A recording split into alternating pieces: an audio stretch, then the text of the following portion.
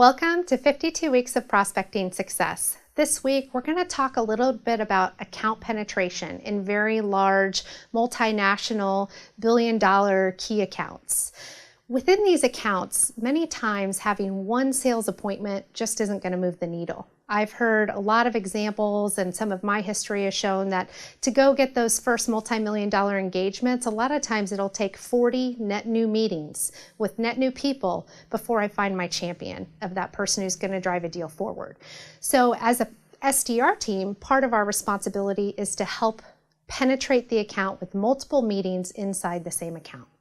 So a couple things to consider with that. Number one, make sure to change the references. When I'm referencing for additional appointments in the same account, I want to keep those references inside the wall of the company.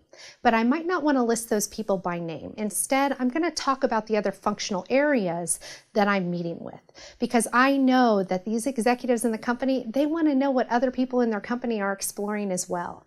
So that's something that's going to pique their interest to want to learn more, have a conversation, and possibly schedule time. When scheduling that time, I want to think about who I involve in the same meeting and where I schedule separate meetings.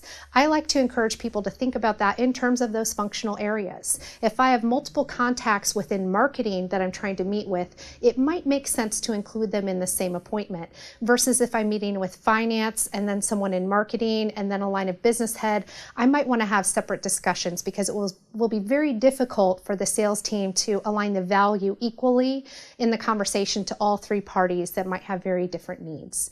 Remember that if a prospect is pushing you to understand who you've already been speaking with, that's an opportunity to push that to the discovery call. Allow the sales executive who actually owns those relationships to speak to those relationships during the discovery call. It's an important hook, and it also aligns the salesperson to best position the relationships in the organization to move their deal forward.